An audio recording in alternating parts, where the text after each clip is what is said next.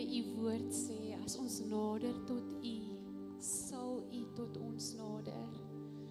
Here, dankie dat ons dit met soveel vrymoedigheid kan sê en glo vanoggend. Vader, ek vra dat soos wat ons hier so by mekaar kom, as 'n familie hier by Soteria, dat u nou hierdie grondgebied sal afsonder vir wat u in elkeen se hart wil doen.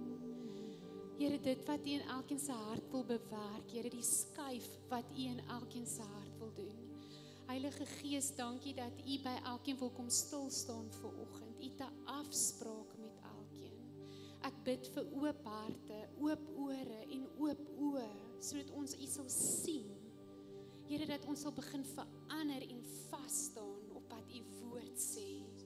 En Here, dat ons sal skuif, die skuif wat ons moet maak vir u koninkryk, om die werk te doen wat u vir ons elkeen uitgesit het om te doen.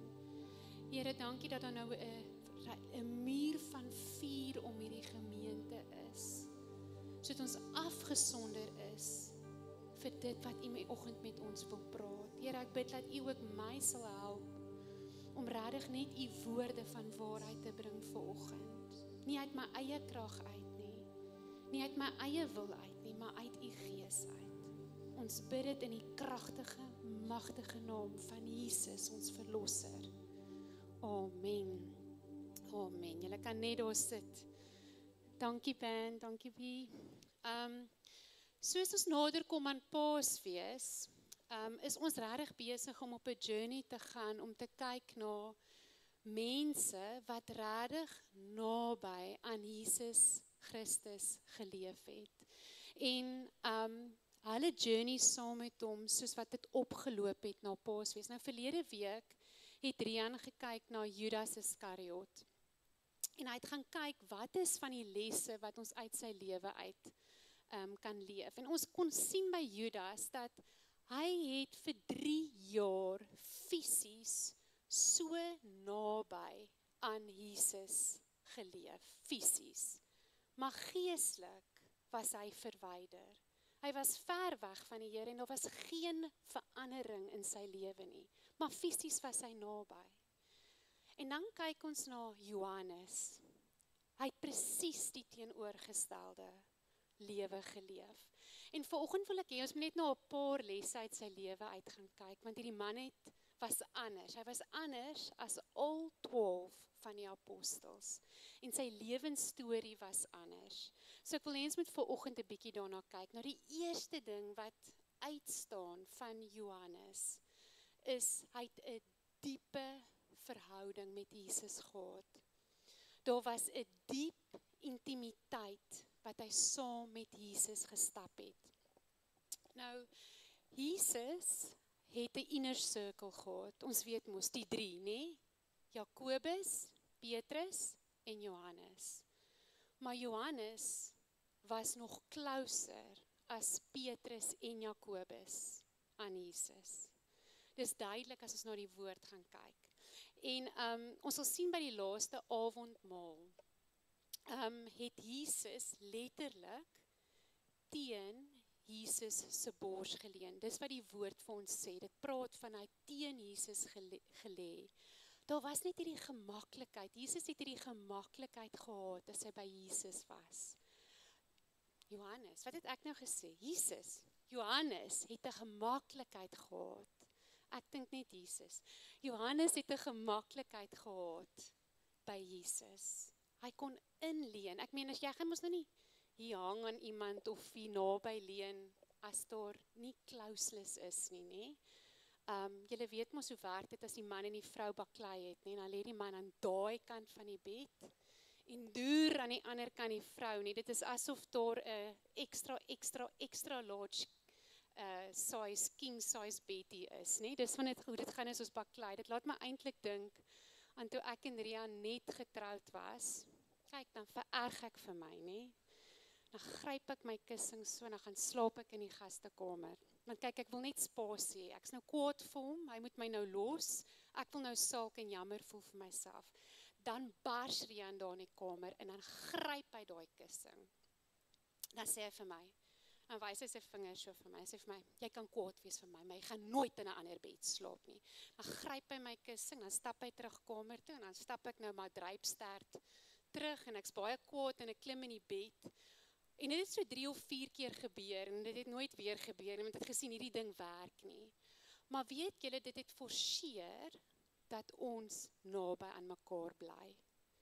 Dit het forceer dat ek kan nie weghardloop as dinge verkeerd gaan nie. Ek moet naby aan my man bly. En dis presies hoe Johannes geleef het. Hy het gelewe met daai intimiteit en nabyheid aan Jesus. So hy was fisies en geestelik naby aan Jesus. Dit was wat so amazing was van Johannes. Weet julle, hy was die enigste disipel wat by die kruis was toe Jesus dood was. Van al 12 was hy die ene wat dit kon hou, wat daar kon staan en kon sien hoe gaan sy koning van konings dood. Ek weet nie of ek die moed sou gehad het nie, maar hy was daar tot die einde toe. So sy nabyheid aan Jesus was nie net in die goeie tye nie. Toe al die miracles daar was, en toe dit so amazing was, daar's brood en dit word vermeerder, en die demone word verdryf. Hy was selfs daar toe Jesus vervolg was. En toe hy geweet het, hy kan sy lewe verloor, het hy gebly by Jesus. Hy het hom nie vir 'n oomblik verlaat nie. En nie een van die ander 11 kon dit sê nie. En weet julle wat, sy intimiteit en sy nabyheid aan Jesus het na een ding gelei, wat amazing is van hom.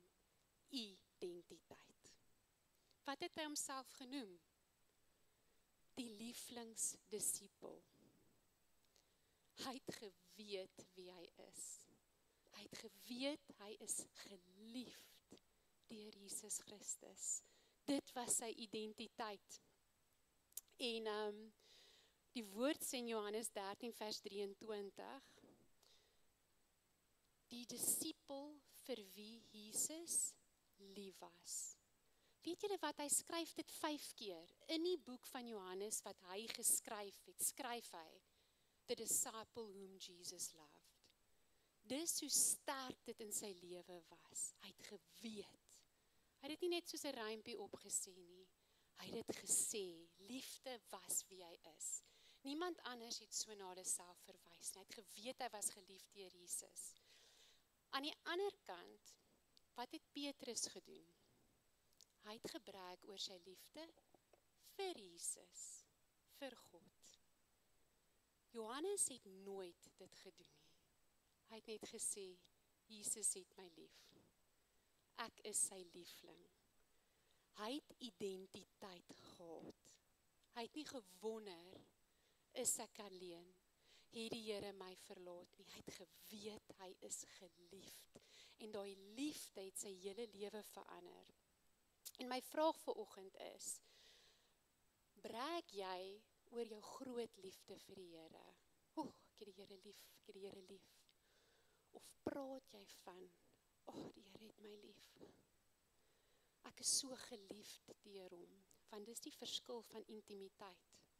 Religion is ek het die Here lief.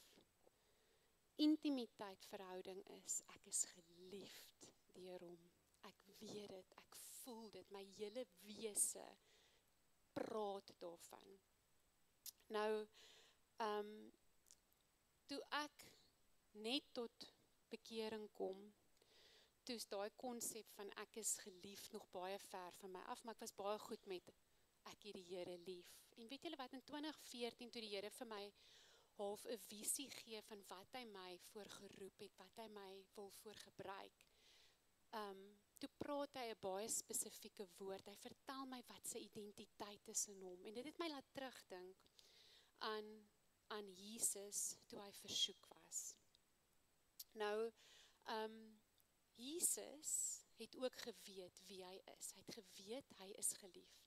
En toe hy gedoop is, wat het gebeur? Die hemel het oop gegaan, nê? En Vader, Abba, het oor hom gespreek. Jy is my geliefde. Die engel sê dit eintlik so mooi. Hy sê daarso, Luke 4 vers 22, You are my son, my beloved. En weet julle wat gebeur toe direk daarna? Hy gaan in versoeking in. Die vyand lei hom in versoeking in. En in die woestyn, toe die vyand hom versoek, toe sê hy vir hom, jy reken mos, jy is die seun van God. As jy die seun van God is, wat los hy uit? Geliefde. Hy wou nie Jesus herinner, hy is geliefd nie. Weet julle hoekom? Want as jy weet wie jy is, het jy autoriteit. Dit gaan nie net daaroor dat jy sy kind is nie. Weet jy, hy het jou lief. Weet jy dit? Voel jy dit? Kan jy van dit getuig? Of is dit maar net 'n ou stukkie wat jy opsê? Daar's 'n baie groot verskil. En dit is wat Johannes anders gedoen het. Hy het geweet, hy is die geliefde. En ek onthou toe die Here vir my daai woord, weet julle wat toe die Here met my gepraat het oor my roeping in die lewe, weet julle waarmee hy begin? My beloved daughter. Hy het eers vir my gesê, ek is lief vir jou. En hy sê dit vir ons elkeen. Ons diskwalifiseer onsself om dit te hoor. Ons glo ons is nog nie goed genoeg nie. Maar as jy weet hoe geliefd jy is, begin jy verander. Something shifts. Nou, my vraag aan jou vanoggend is, Jesus het al sy disippels lief gehad, dieselfde. Maar Johannes het geweet, Jesus het hom lief. Alhoewel hy almal lief gehad het. En ek wil jou vanoggend weer vra, waar is jou fokus? Ek het Jesus lief, of Jesus is lief vir my? Daar's 'n groot verskil. Waar hak jy vas? Want dit vertel van die intimiteit en of jy 'n ware, lewendige verhouding met hom het. As jy vanoggend hierso sit en jy weet nie, hy's lief vir jou nie, jy kan dit nie voel nie, jy kan dit nie ervaar nie, is jy presies waar die vyand wil hê jy moet wees.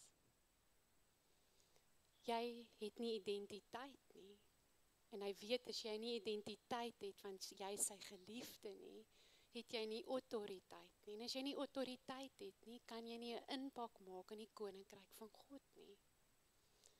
Kyk, dit is 'n wonder dat ek net hier voor kan staan. As julle nou my storie ken, toe ek 3 jaar oud is, my ma sê ek was so skaam, ek het myself toegesluit in die kamer, as mense kom kuier. Laat sy my net nie, ek moet net nie voor mense kom nie. Maar die journey wat die Here met my gestap het, is, weet jy wat, ek's lief vir jou. Ek's lief vir jou, en omdat hy lief is vir my, kan ek goeders doen, wat ek nooit gedink moontlik is nie. Omdat hy my lief het, omdat ek weet Jesus het my lief. Daar's 'n wonderlike liedjie, Brigitte, jy moet dalk maar kom help hierso. En ek wil hê jy moet net vir 'n oomblik dit verklaar oor jou. Die liefde van Jesus verander 'n mens. En ek wil hê net waar jy daar sit vanoggend, maak jou oë toe en spreek net weer hierdie woorde oor jou. Jesus loves me. Yes, I know. For the Bible tells me so. Little ones to him belong. They are weak, but he is strong. Yes, Jesus loves me.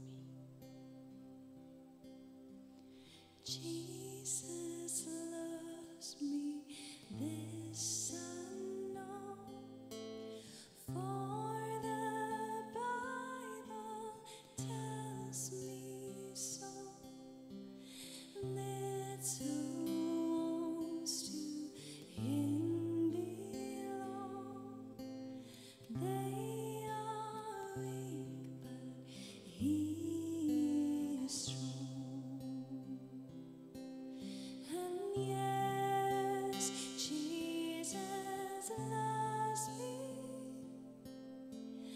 Yes, Jesus loves me.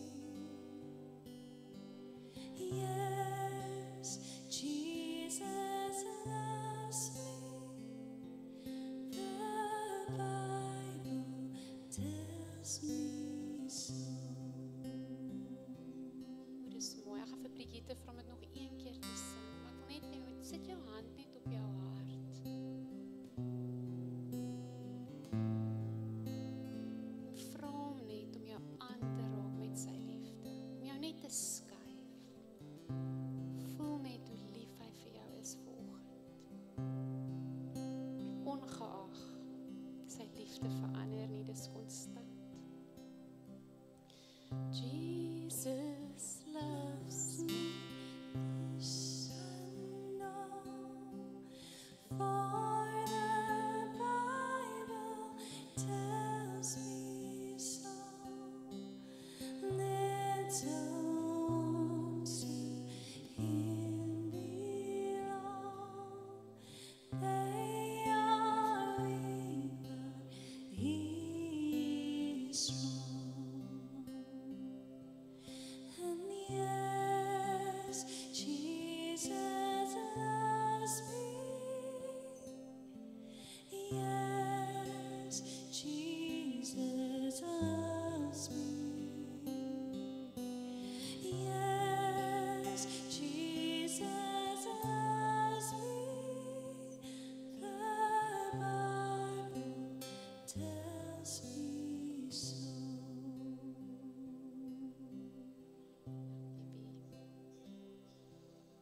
Ja, mag sy liefde elke harde stukkie wat nog in jou hart is afbreek. Weet jy, mens kan niks doen nie, maar hy het die ability om sy liefde te release in jou. En ek bid dit vir elkeen hier vanoggend, dat dit jou sal skuif. Sy liefde is wat Jesus sy lewe laat gee het. En dit bring my by 'n derde les uit Johannes se lewe. Hy het die Heilige Gees geken ook as trooster. Weet jy, hy was die lieflingsdisipel, want hy het geweet hy is geliefd deur Jesus. Maar hy is die ene wat daar by Jesus gestaan het, toe hy sy laaste asem uitgeblaas het. Dink wat het dit aan sy hart gedoen om dit te sien. Dink aan die persoon wat jy die liefste het, want ons weet Johannes het Jesus die liefste gehad, sy lewe bewys dit. Ek wil hê, dink die persoon wat jy die liefste het, hang in daai kruis, en jy sien dit, en jy beleef dit. Kan jy dink wat se gevoelens, wat se hartseer maak dit los in jou? Maar Johannes het een ding onthou, Jesus het 'n belofte gemaak en hy skryf daaroor in sy hele woord en hy verwys heeltyd terug daarna. Nie een van die ander boeke verwys so mooi daarna as Johannes wat aanhoudend skryf. Ek gaan vir julle die Heilige Gees stuur en hy gaan julle trooster wees. En in Grieks beteken dit mos parakletos en dit beteken he comes alongside you to help you. Met ander woorde, wanneer jy swaar kry, seer het, hartseer het, kom die Gees, as jy hom toelaat, as jy jouself oopmaak vir hom, en hy sal saam met jou, langs jou kom staan, en hy sal jou optel, and he will strengthen you, and he will carry you, supernaturally. Dis wat die Heilige Gees kan doen, as jy hom in sy volkomeheid toelaat. En Johannes het dit geken, want hoe dink julle het hy deur hierdie proses gegaan? Hy het die trooster geken, en die woord sê dit so mooi in Johannes 14, het Jesus vir hulle vertel, en hy onthou die woord, en hy het dit neergeskryf. Die ander disippels het dit nie neergeskryf nie, hy het dit neergeskryf, en hy het dit geken, en hy kon sterk staan. Johannes 14 vers 16 sê, 'n ander trooster gaan ek vir jou gee. Ek gaan nie meer hier wees nie, maar ek gaan 'n trooster vir jou stuur. En Ek sal jou nie as 'n wese agterlaat nie. Jy hoef nie te voel jy's alleen, jy's 'n orphan nie. Die Heilige Gees gaan by jou wees en hy sê vir hom, moenie dat jou hart ontsteld word nie. Moenie bang wees nie. Hy sê die goeders vir Johannes en Johannes dra dit ter harte. En dis wat hom gedra het toe Jesus gekruisig is. Nou hierdie week was vir my 'n hartseer week, nie vir my persoonlik nie. Ek kon voel die hartseer. Ek kon voel met Rian se pa wat regmaak om oor te gaan. Hy het sommer reguit vir Rian gesê, ek wil huis toe gaan, los my, ek wil na die Here toe gaan. En is hartseer as mens moet begin afskeid neem. En in Dinsdag het Melinda en Das, ek sien hulle sit hier, so hulle het so mooi getuienis kom lewer van hulle dogter, wat 4 jaar terug selfmoord gepleeg het. En hoe Jesus en Papa God saam met hulle hierdie pad gestap het vir 4 jaar, 'n hartseer pad. Maar hy was daar, hy het hulle kom ondersteun, hy het hulle kom dra. En dan dink ek aan ou Betty, haar neef het hierdie week is dood as gevolg van kanker. En die hartseer van haar sussie, wat ook 'n kind verloor het. En dan dink ons nou Dawie, en al hierdie goed, daar's soveel hartseer, nie? Daar's seer, daar's hartseer. Maar ek wil vanoggend vir jou sê, dis hoekom ons die Heilige Gees nodig het. Hy wil jou trooster wees. Hy wil langs jou kom staan, hy wil jou dra. En ek ken nie jou situasie vanoggend nie, ek weet nie waar jy is nie. Maar as jy die Heilige Gees as comforter leer ken, sal die manier hoe jy met verlies werk, nooit ooit weer dieselfde wees nie. Jy sal 'n vrede hê wat supernatural is. En ek wil so vinnige getuienis gee, van julle ken dit al. Maar op 21 is my pa oorlede in 'n kop-aan-kop botsing. Ja, en dit was 'n groot skok vir my broer, my jonger boetie en my ma. My ma het nou nog nie van dit recover nie. Sy rou nog. En net na my pa se dood ek was in 'n 7 jaar verhouding, het die ou ook dit beëindig. So oornag is hierdie counterfeit comfort wat ek gehad het, weggevat. Daar's geen comfort nie, daar's nie 'n pa nie, daar's nie 'n ou nie. Maar in daai de mekaar tyd het ek Jesus leer ken. Ek het my hart vir hom gegee en hy het my lewe begin verander. Maar die seer en die pyn om alleen te wees, dit was baie de mekaar. En ek sal dit nooit vergeet nie. Een aand sit ek so by die bed, en ek gaan sit net so op die grond, ek's moedeloos, ek's hopeloos. Daar's niks meer in my nie. En ek roep uit na Jesus, want hy is al wat ek het. Ons vat hom ook net wanneer ons nie meer kan nie, nê? En ek roep uit. En weet jy wat, hy stuur die persoon, want hy is 'n persoon. Hy stuur die persoon van die Heilige Gees in daai kamer in. En die Heilige Gees kom ontmoet my. Hy hou my vas, soos wat 'n persoon jou sal vashou. En hy comfort my, en hy sit liefde en comfort en vrede in my hart. Dat ek vir julle sê, ek staan daar op, nuut, bekragtig, sterk, nog steeds hartseer, maar nie moedeloos nie, nie hopeloos nie, nie alleen nie.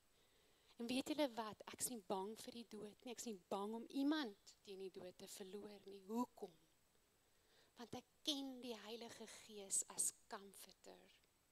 Want ek het hom toegelaat en ek het hom uitgenooi om my te kom comfort, want dit was my need. So, ek weet nie of jy hom ken as comforter nie, maar dit was wat so amazing was van Johannes. Hy het Heilige Gees as comforter geken. En dis hoekom hy daai pad kon stap het. En dan die 4de les van Johannes se lewe is, sy openbaring van Jesus was besonder. Dit was anders as al die ander disippels. Eerstens, wie het Jesus eerstens op die strand herken?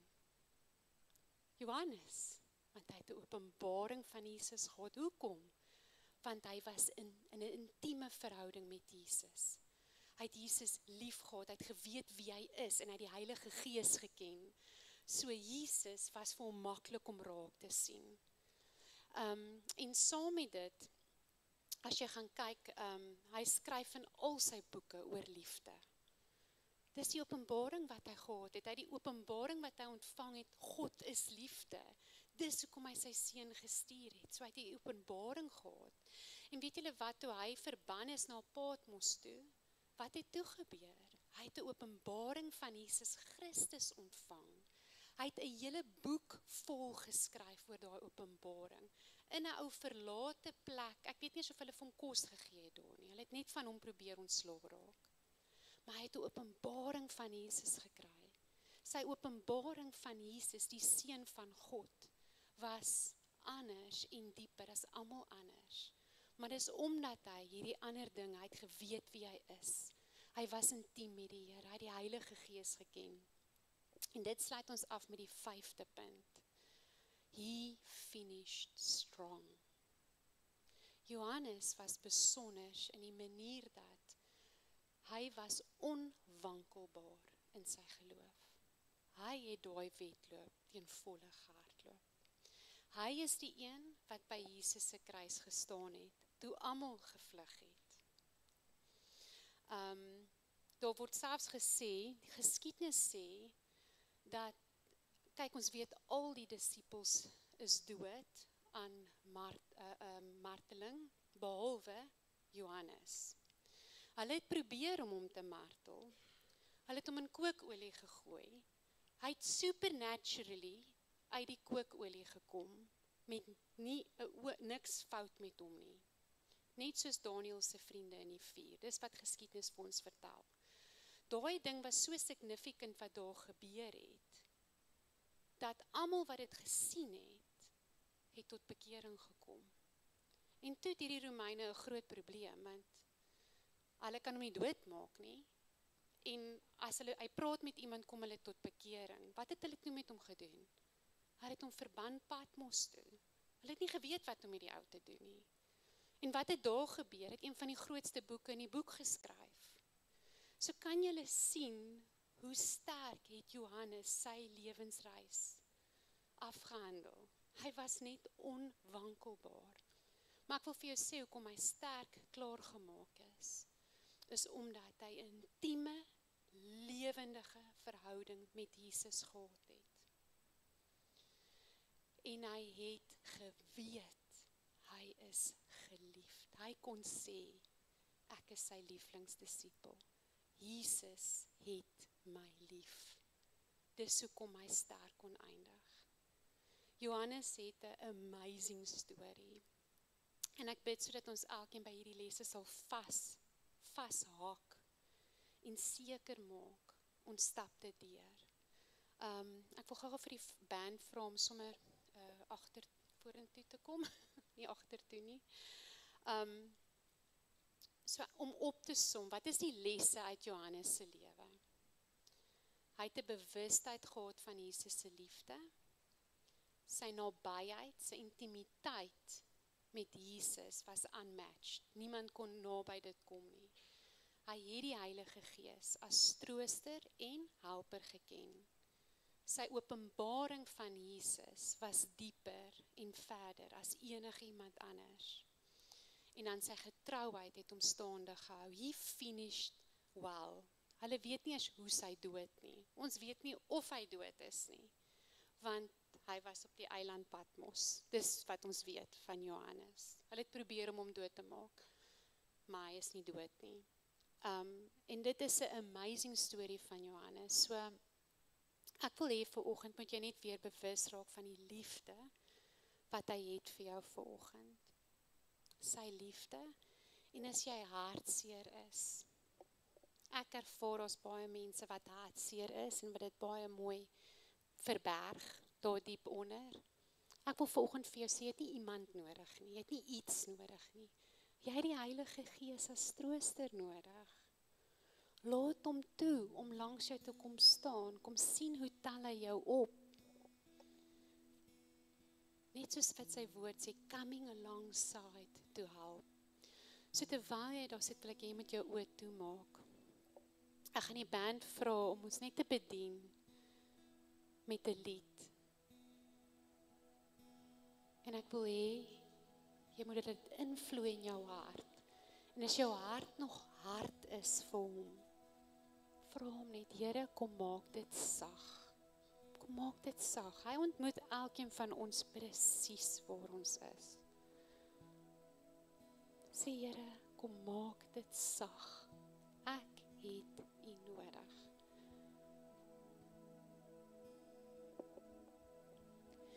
And He is jealous for me.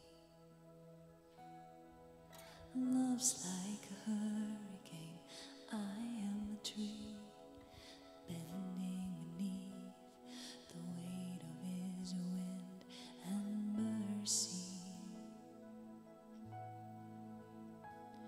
When all of a sudden I'm unaware of these afflictions eclipsed by glory, and I realize just how beautiful You are and how great Your affections are for me. And oh, how He loves us so. Oh, how He loves us, how He loves us so. And oh, how He loves us so. Oh, how He loves us, how He loves us so. And we are His portion, and He is our prize, drawn to redemption by the grace in His eyes.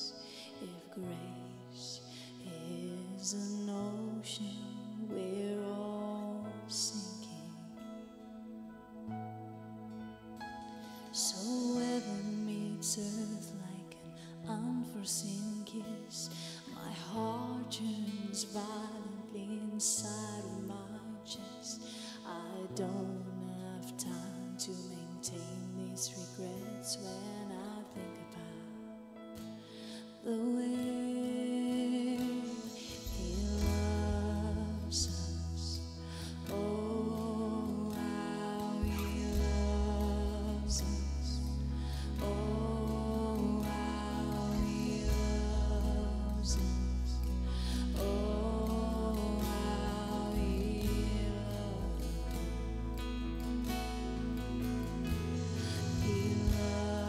loves us. Oh, how He loves us. Oh, how He loves us.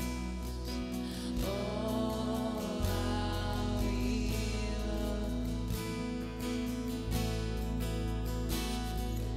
We are His portion, and He is our prize, drawn to redemption by the grace in His eyes. If grace was an ocean, we're all sinking. And heaven meets earth like an unforeseen kiss.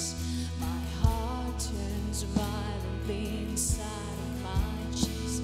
I don't have time to maintain these regrets when I think about the way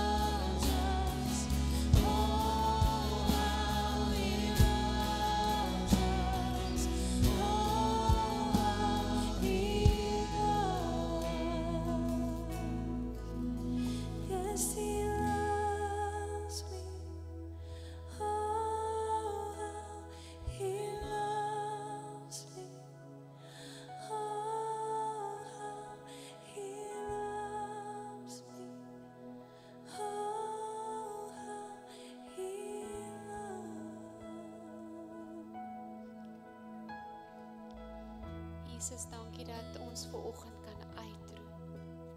U is lief vir ons. U het my lief. Heilige Gees, ek bid net so vir elkeen hier vanoggend wat die troos nodig het. Heilige Gees, stap saam met hulle hier uit. Kom langs hulle in, tel hulle op, waar hulle ook al is. Dankie dat U hier is as helper en trooster. Dankie dat ons kan uitroep in ons uur van nood na U toe en U is getrou.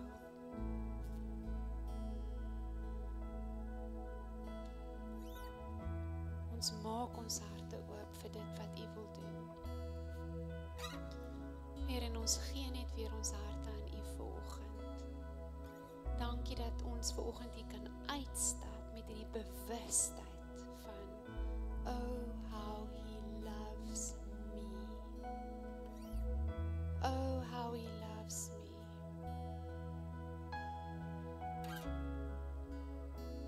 Ja, Here, ons eer U voor. Dankie, dankie, dankie, dankie, dat U ons nie alleen agtergelaat het nie. Ons kan met vrede uitstap. Soos wat jy daar sit vanoggend, release ek net oor jou die vrede van die Heilige Gees, wat alle verstand te bowe gaan. Die enigste ding wat jy nodig het om dit te maak in hierdie wêreld, is Jesus Christus. Abba Vader en Heilige Gees, jy het niks anders om 'n lewe van liefde en oorvloed te lewe nie. Wees geseënd en geniet hierdie dag in sy teenwoordigheid. Amen.